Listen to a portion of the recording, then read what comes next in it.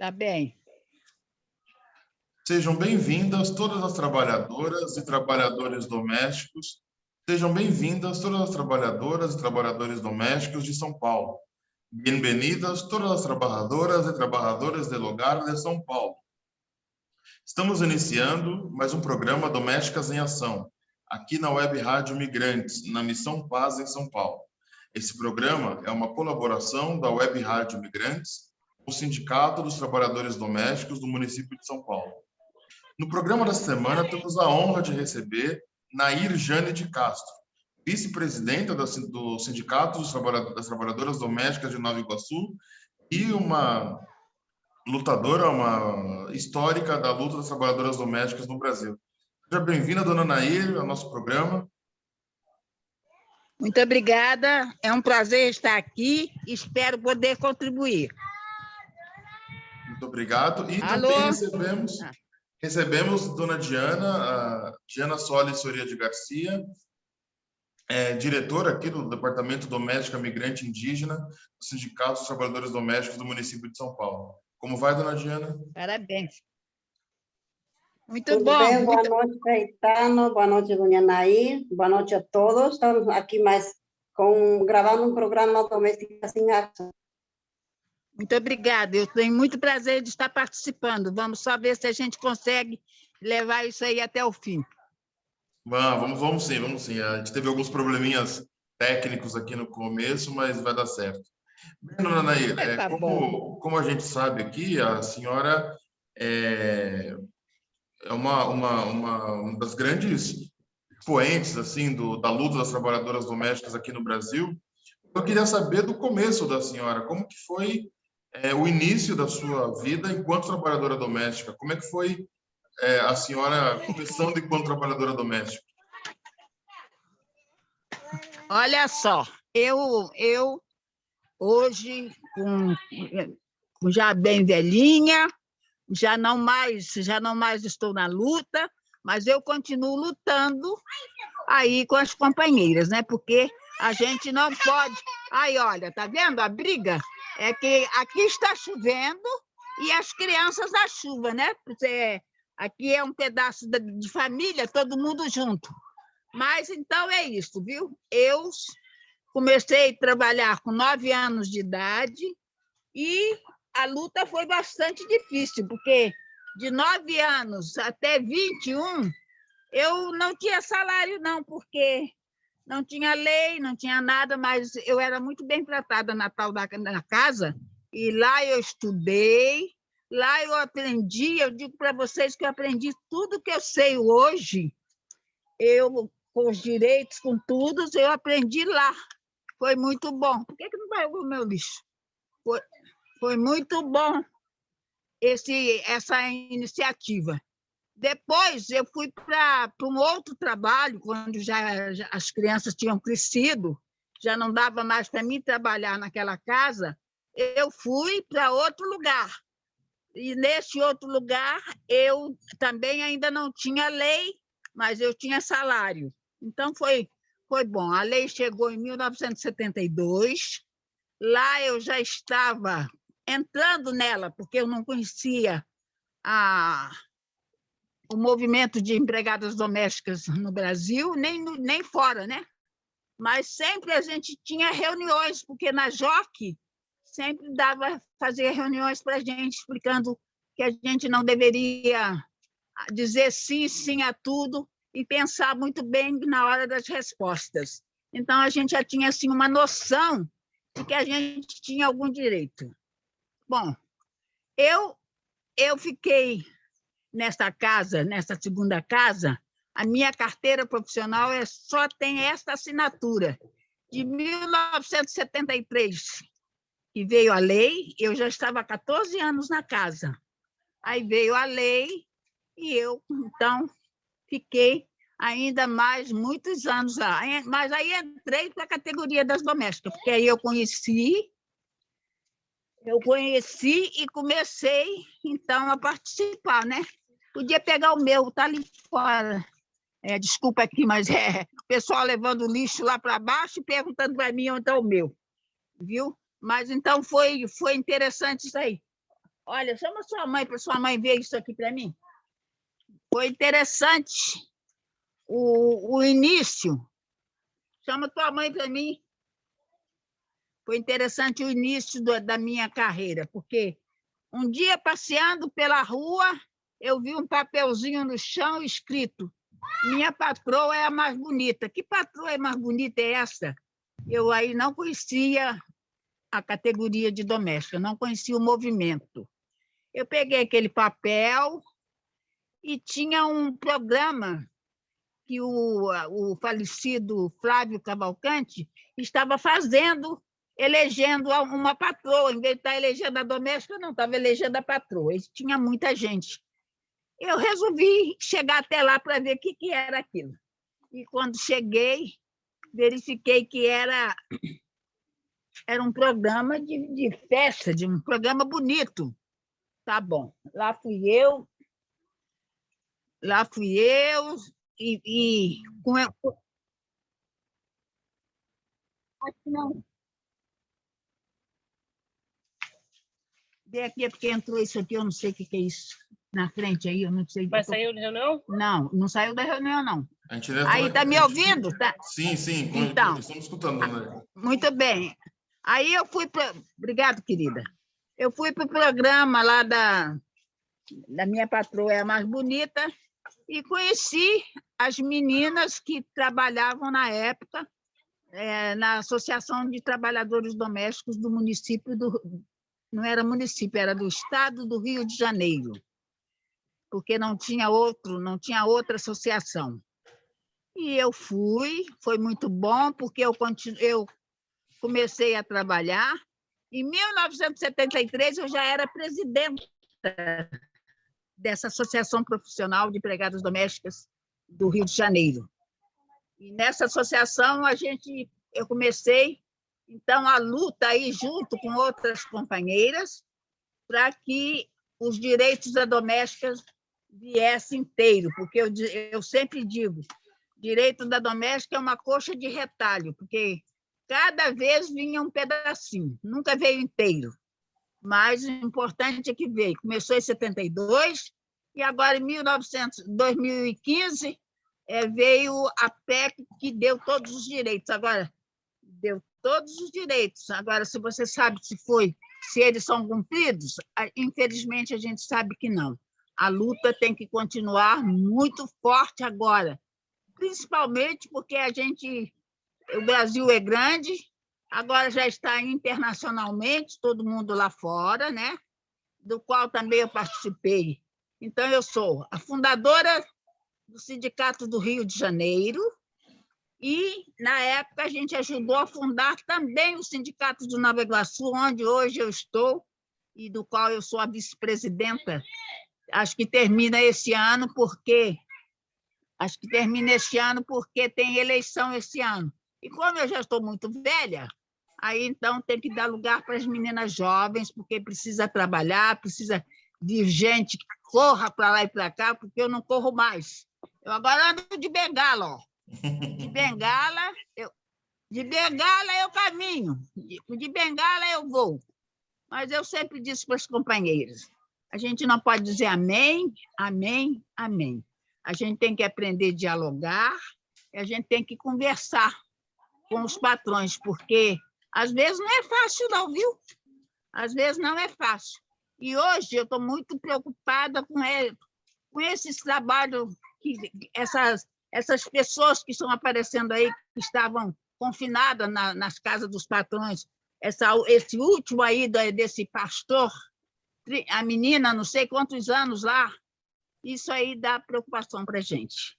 E a gente só pode falar para as pessoas, conversem, aprendam a chegar lá. Por isso é muito importante as reuniões no sindicato, é muito importante os seminários que acontecem. Foi importantíssimo o ano passado o Congresso Nacional de Empregadas Domésticas, e eu participei, hein? Esse eu participei, e participei bem. Eu digo, ali a gente aprendeu mais uma coisinha, né?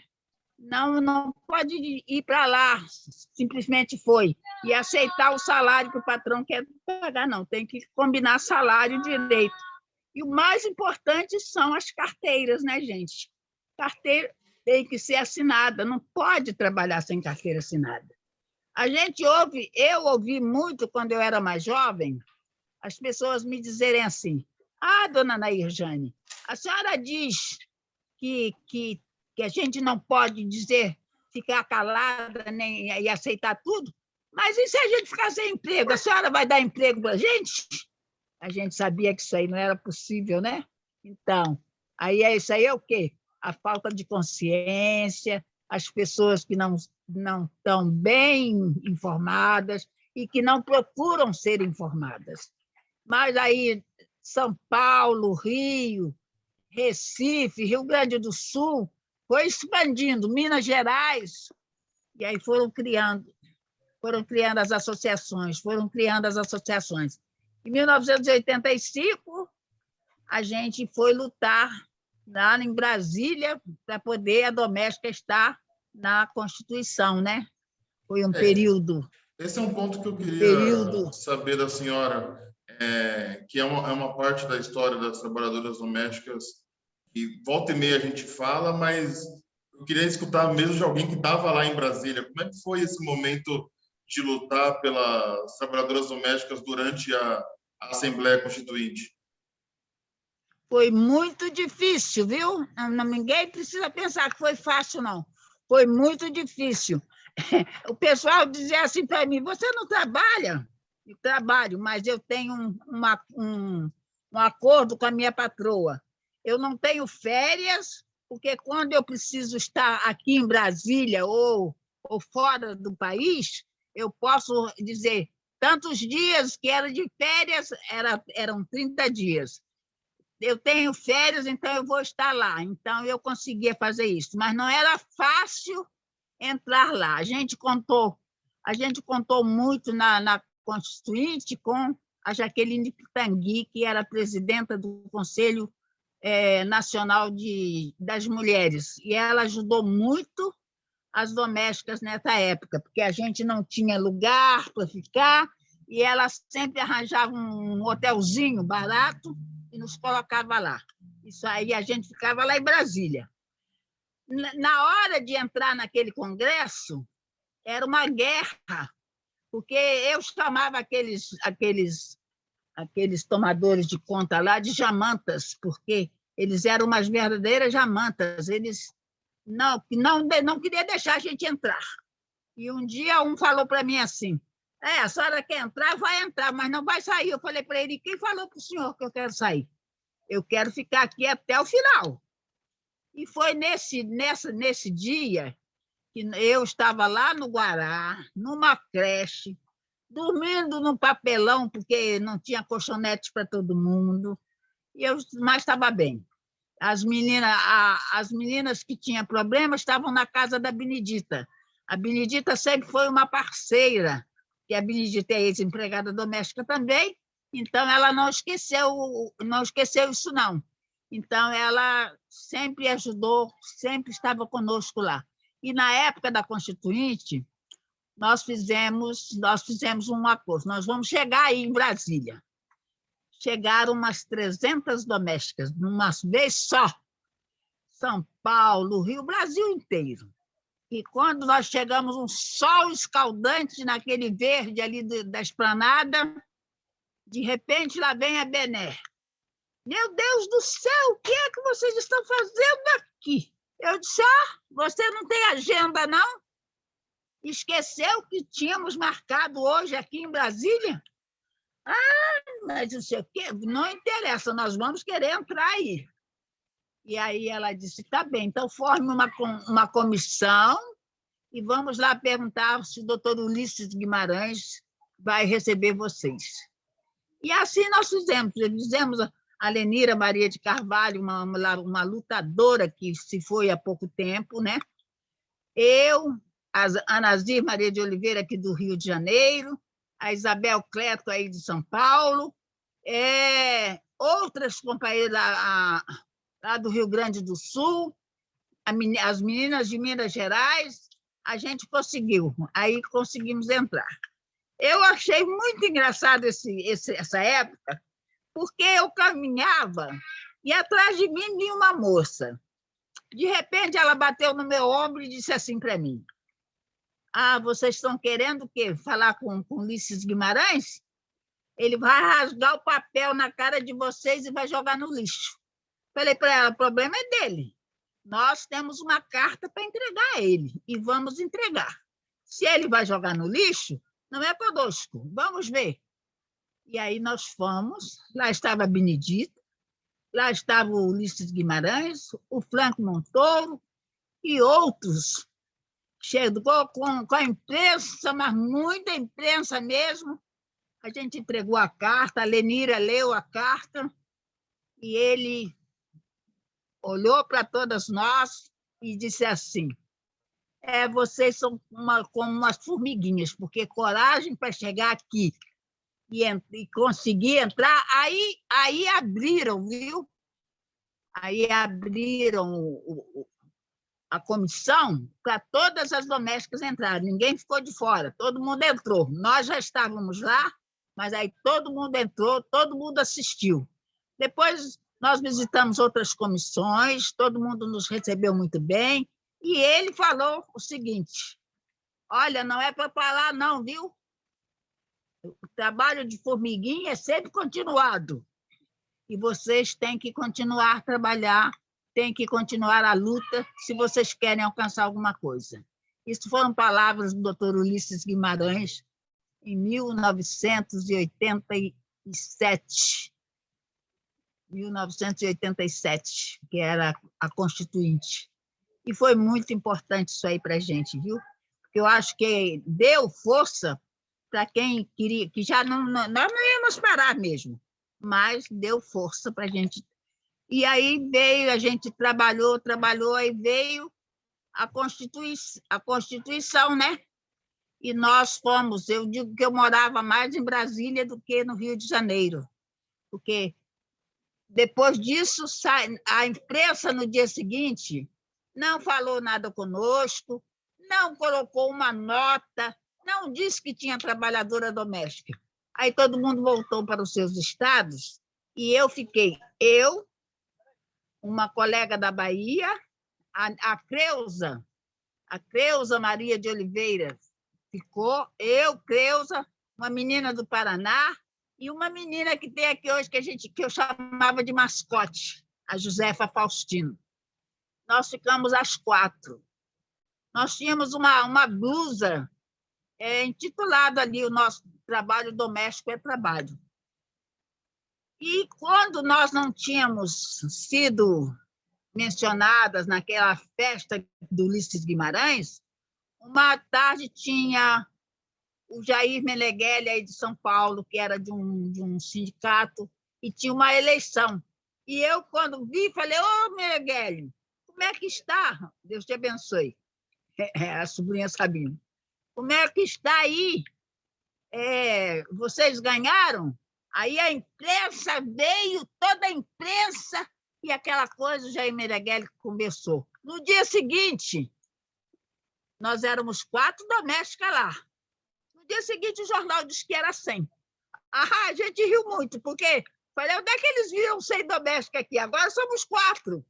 Mas nós não ficávamos também as 4 juntas. Nós nos espalhávamos. Uma fica naquele canto ali, a outra vai naquela comissão, e a gente assim foi. E depois chegou a época das votações.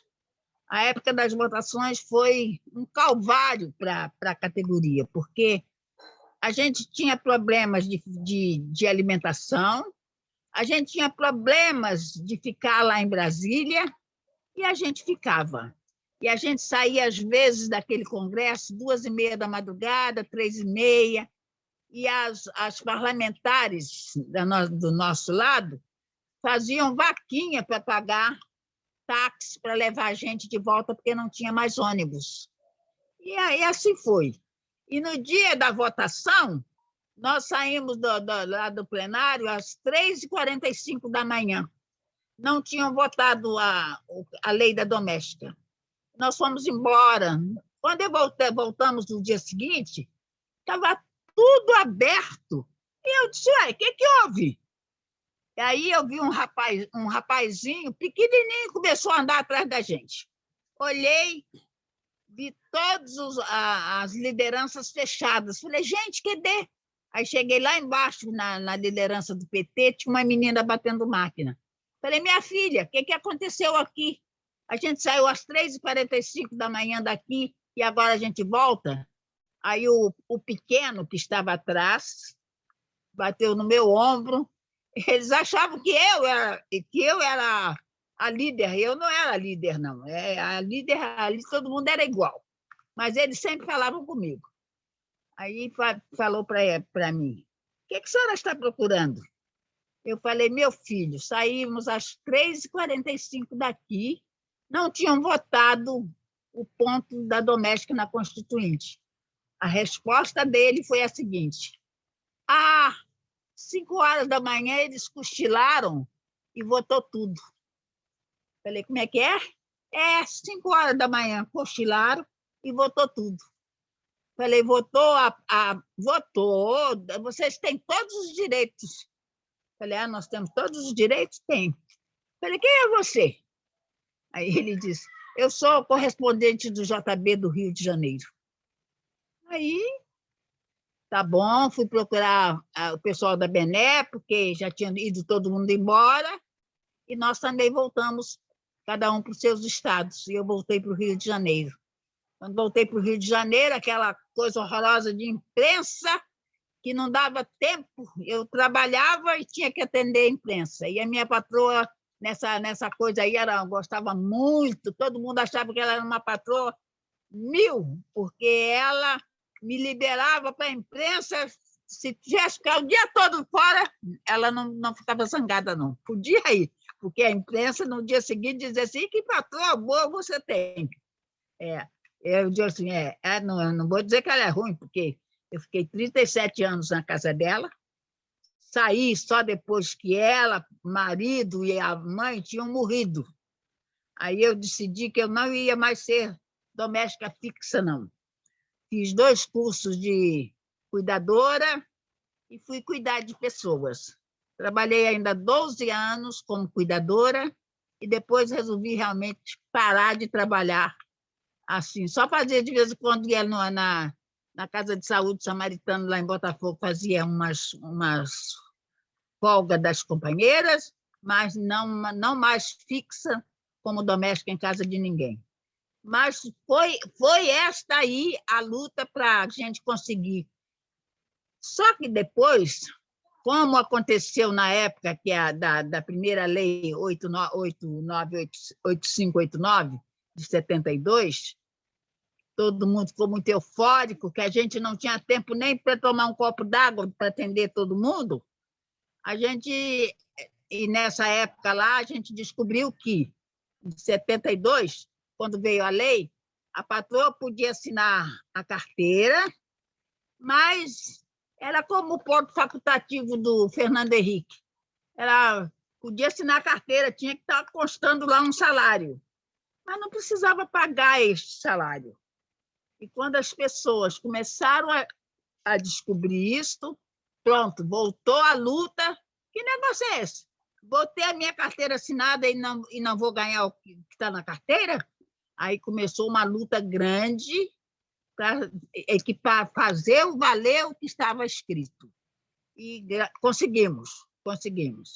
Brigamos até 2006 pela a definição dos dias de férias, porque a Constituição deu para nós férias mais 1/3, mas não definiu se era 20 dias, se era 30 dias, se eram 10 dias, só diz férias mais 1/3.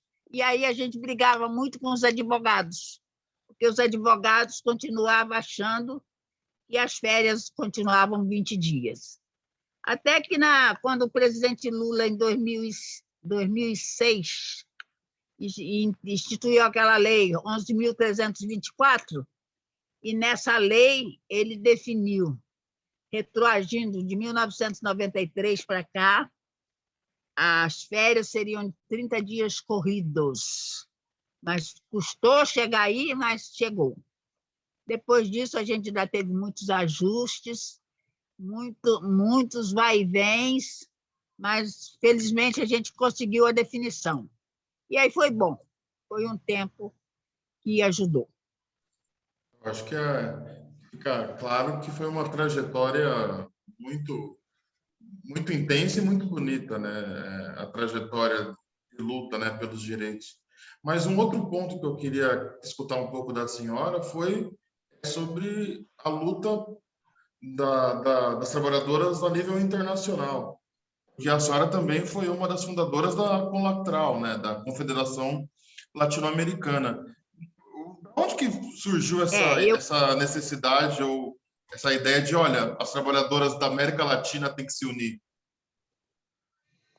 Olha só, isso aconteceu de 23 a 28 de março de 1988, na mesma época da Constituinte, né? Da Constituição, também aconteceu isso, lá em Bogotá, na Colômbia. Na Colômbia, a gente foi participar, mas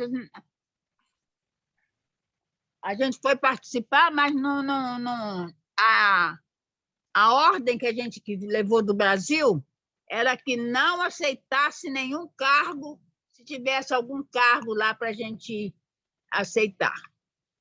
Aí nós éramos 4, eu do Rio de Janeiro, Isabel Cleto de São Paulo, Lenira Maria de Carvalho de Pernambuco, do Recife, e Eva Moraes do Rio Grande do Sul.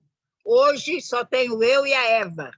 A Isabel foi a primeira a nos deixar, e agora, o ano passado, foi a Lenira.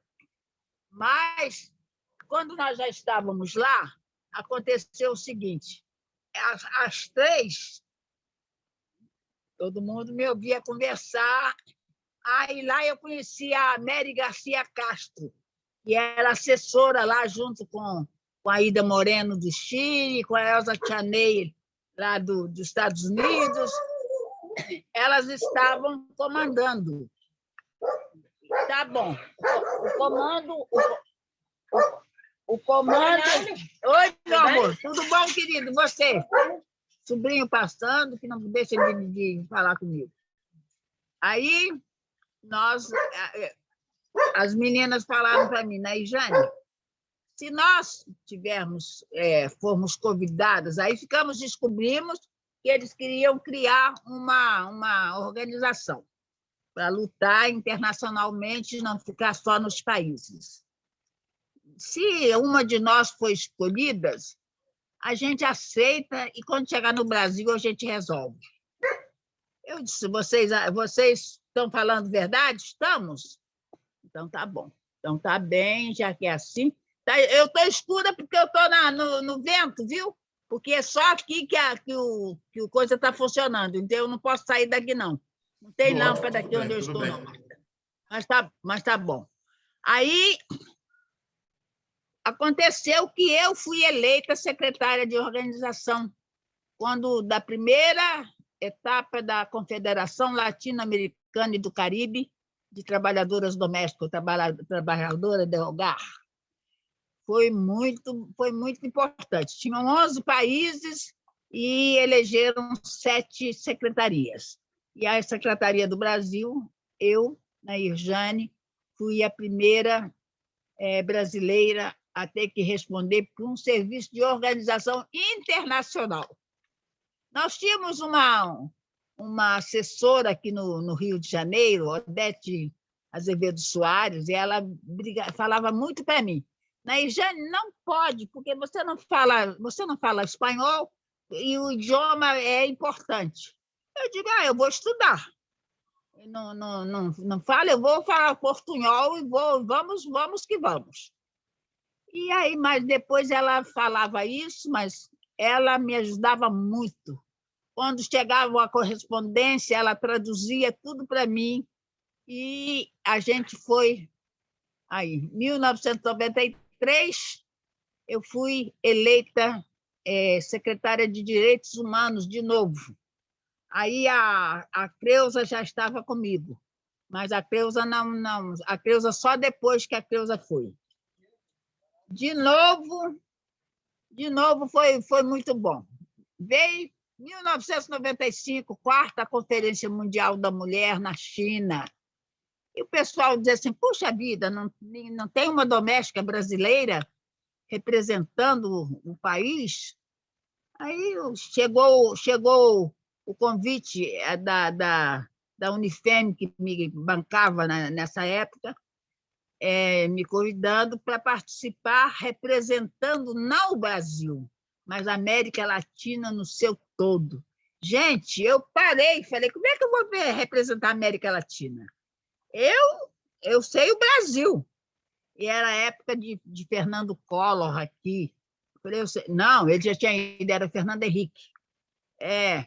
Eu sei de mim, mas como é que eu vou? Aí eu comecei a fazer um rodízio.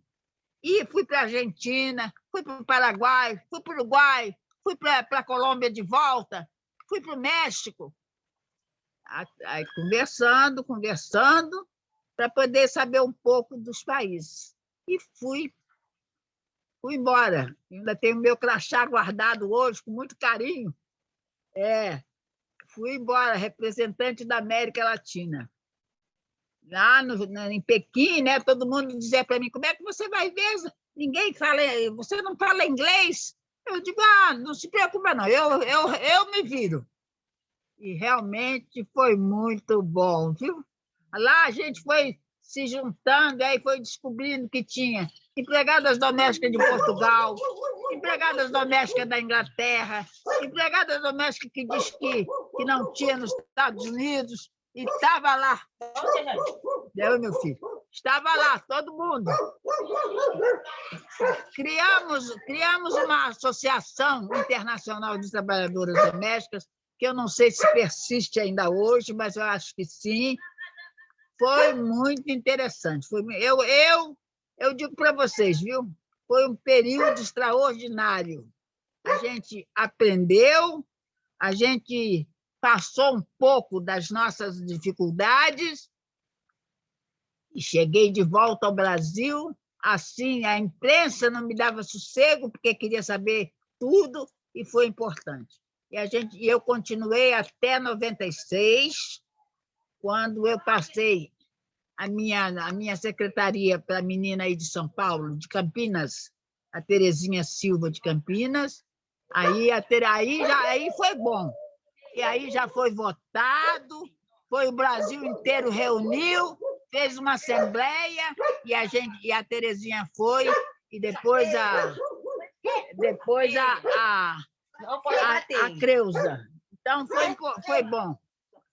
Esse foi o período, viu? Esse foi bom. Eu continuo até hoje tendo ainda correspondência com algumas colegas de lá, e a Maria Noeli, aqui do Rio de Janeiro, que hoje responde com a Secretaria de Direitos Humanos, lá na Conlatral, que a Creuza se afastou, aí a Maria Noeli continua. E está muito, muito bom. Agora a gente tem reuniões online, vai que vai. Está dando para a gente, para não esquecer que não é só Brasil, que não é só o Brasil que tem dificuldades. A gente viu muitos casos de trabalhadoras domésticas escravizadas, principalmente de Quito, aqui no Equador, né? Isso aqui é muito sério. Mas a gente viu também de Portugal os elogios, da Inglaterra. Foi bom, porque Estados Unidos o pessoal não falava muito, não.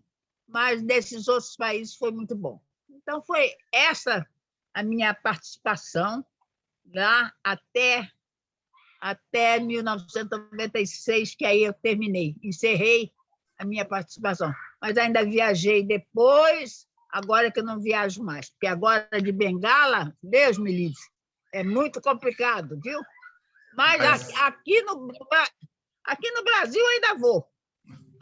Sim, então, essa aí uma coisa que eu acho que seria, puxando agora um pouco a dona Diana para a conversa, é perceber como que uma luta, uma ação lá na década de 90, da criação da confederação, né, dona Diana, é tão importante até os dias de hoje, né? Quando a dona Diana, né, trabalhadora doméstica, imigrante aqui no Brasil, quer dizer, ter toda chegar hoje no sindicato já com toda essa estrutura já construída, né, de confederação, federação internacional, tudo já construído, não é mesmo, dona Diana?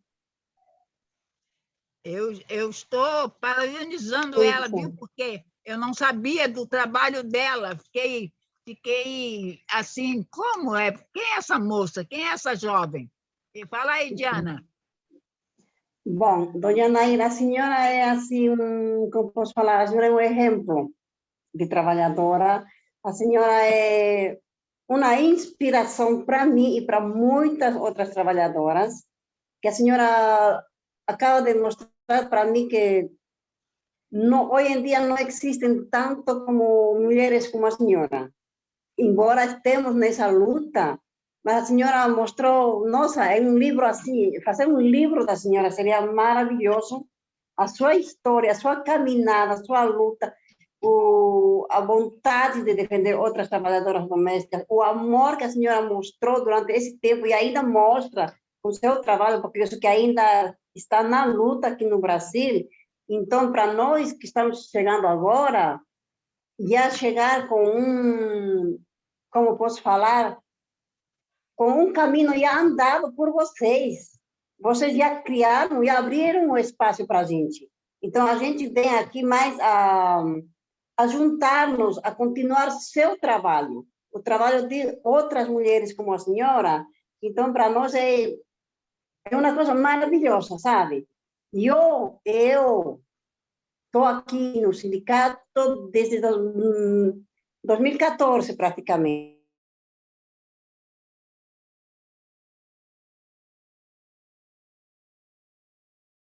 Oi, está me escutando? Estou te escutando. Estamos escutando, dona Diana, estamos escutando. Tá, então eu sou a primeira imigrante sindicalizada do Brasil. Eu sinto muito orgulho disso, de representar a categoria de trabalhadoras domésticas e as imigrantes também. E eu queria perguntar para a senhora, na sua caminhada, no seu andar desses anos todos, se vocês tinham conhecimento, digamos assim, de alguma trabalhadora doméstica imigrante que vocês trataram, que vocês ajudaram a entender ela, os direitos que tinha, ou antes não existia essa diferença, ou era igual, ou elas ficavam invisíveis, como às vezes agora tem muita imigrante que é trabalhadora doméstica e não se fala muito. Elas ficam dentro das caixas das patroas e elas não sabem de seus direitos. Na sua época existia isso? Infelizmente, na minha época existia mais, talvez com muito maior força, né? Porque hoje, quando descobre que tem uma pessoa imigrante trabalhando sem os devidos direitos certos, as companheiras vão e ajudam, principalmente as meninas da Federação Nacional de Trabalhadoras Domésticas, Luísa Batista, que é a presidenta. Nossa, ela não pode deixar, qualquer coisa ela quer saber, vai conversar, e quando as pessoas se abrem, porque aqui agora no sindicato costuma chegar algumas pessoas, não muito, não com muita frequência, mas chega alguém, faz perguntas, e a gente pode tentar ajudar um pouco, orientando, mostrando para elas como é que as coisas devem acontecer. Então, mas não é um cotidiano, não é geral isso. É uma coisa, mas que acontece de vez em quando. Agora, uma pergunta que eu queria fazer, no começo da sua fala, dona Nair, a senhora mencionou que o direito das trabalhadoras domésticas é uma coxa de retalhos. A senhora, então, talvez a minha pergunta é: o seu sonho é que os direitos das trabalhadoras não sejam mais essa coxa de retalhos? Então, qual que é o seu sonho em relação à categoria? O meu sonho se eu ainda viver para ver, né? é que as domésticas realmente tenham direitos iguais a todos, que sejam respeitadas e que elas consigam levar a luta para frente, porque sem luta a gente não consegue nada, não. Então, precisa continuar lutando, lutando muito, para que não tenha mais coxinha de retalho. 2015 foi a PEC da doméstica. Olha, precisou de uma 89 de Genebra para o governo fazer alguma coisa. E assinou, mas eu não sei se está valendo. E por isso, as pessoas têm que estar muito atentas, muito prestando atenção em tudo no máximo, porque as coisas realmente ainda é muito difícil. A coxa de retalho, olha, deixa eu dizer para vocês, eu tenho um documentário da Fundação Getúlio Vargas, que eles fizeram tanta entrevista comigo e fizeram um documentário pequenininho, bem sucinto, bem como que eu faço, sintético, e puseram o nome Coxa de Retalho.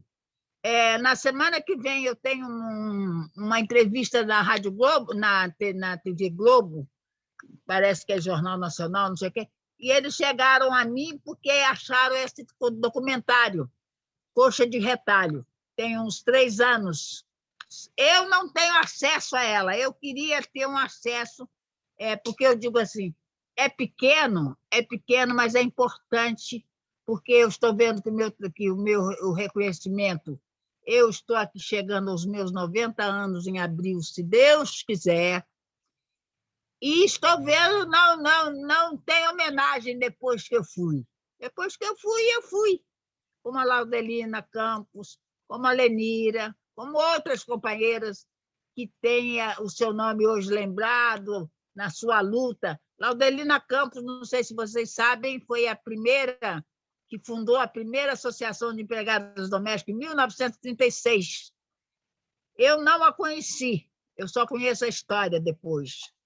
Mas ela fundou aí em Santos, não, Campinas, a primeira Associação Profissional de Empregadas Domésticas. A Casa das Domésticas de Campinas era dela. Quando ela morreu, ela deu esse legado para a categoria.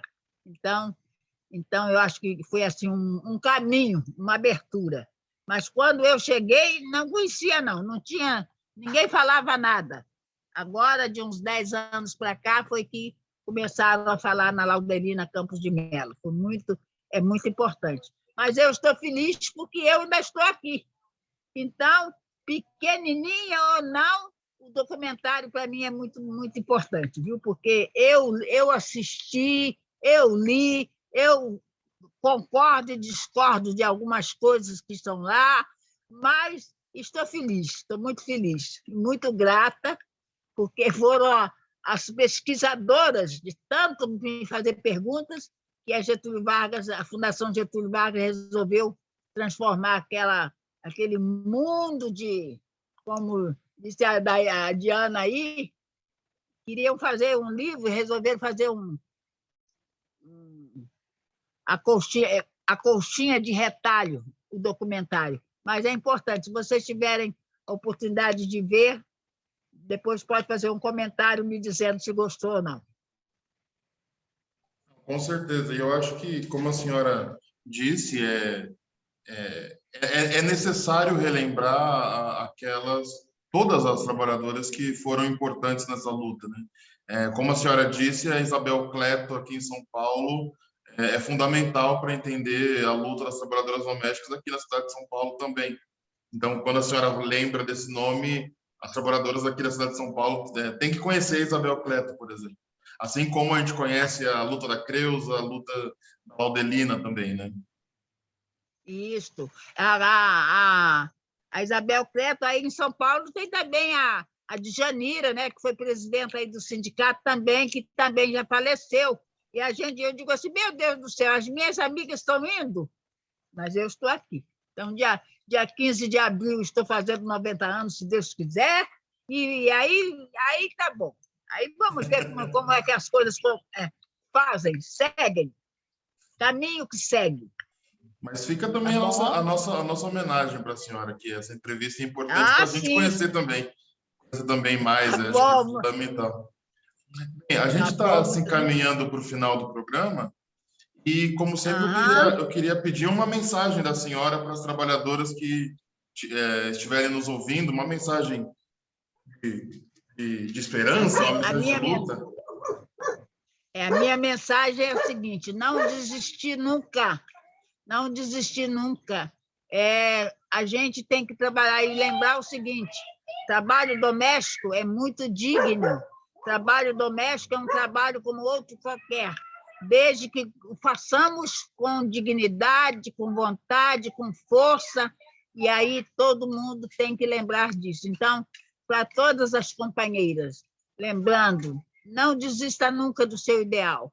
E não se envergonhe, não, porque é um trabalho como outro qualquer. Qualquer de nós, tudo que nós fazemos é bom. Diana, eu estou feliz porque você, imigrante, está aqui ajudando as companheiras aí em São Paulo e fora.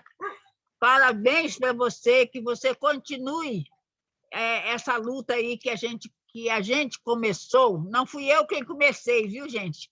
Quando eu cheguei, já tinha outras pessoas aí, porque você veio falando da Laudelina, que em 1936 fundou uma associação profissional. Em 1936 eu tinha o quê? 4 anos. Então, aí a gente vê, né? Então, parabéns à nossa categoria, mas a luta não pode parar. A gente tem que continuar lutando, lutando, e não deixar. Vai trabalhar? Vai, mas exija a sua carteira assinada.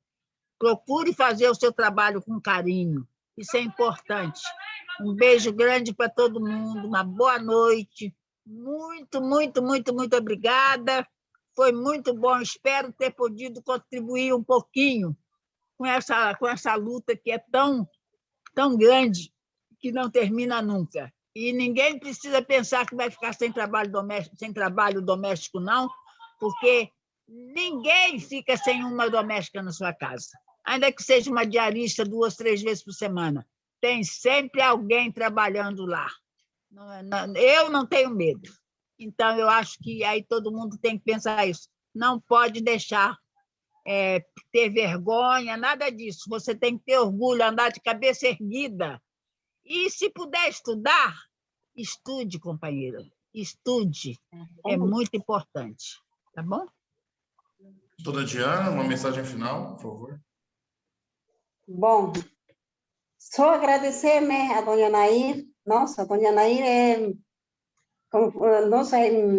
um exemplo de mulher trabalhadora, de mulher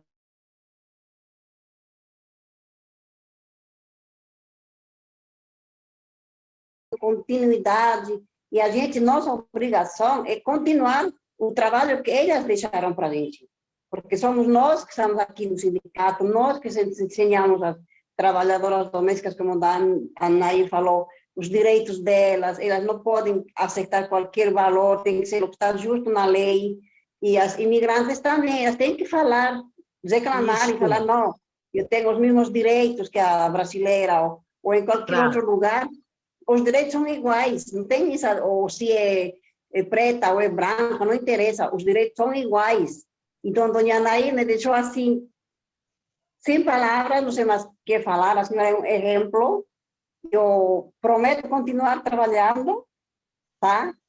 E, não sei, seu exemplo foi muito bonito, maravilhoso, e a senhora continue assim, firme, forte, e parabéns por seus 90 anos que vai fazer já logo, né? E que Deus a abençoe muito, muito, que Deus a proteja e que viva muitos anos mais ainda, tá? Para que continue junto com a gente, mesmo de longe, mas aqui no coração da gente, tá bom? Muito obrigada. Boa noite, bom descanso, e a nossos ouvintes, até o próximo programa Domésticas em Ação. Caetano, muito obrigada, muito boa noite e bom descanso, dona Nair, beijos em seu coração, tá bom? Muito obrigada, Caetano, obrigada a você, Denise, Diana, e que realmente as meninas continuem aí junto com vocês. Um grande beijo para todo mundo, um abraço no coração de todos. Obrigada. Muito obrigado, dona Nair, dona Diana, e até o próximo programa na semana que vem. Até mais. Tchau, tchau.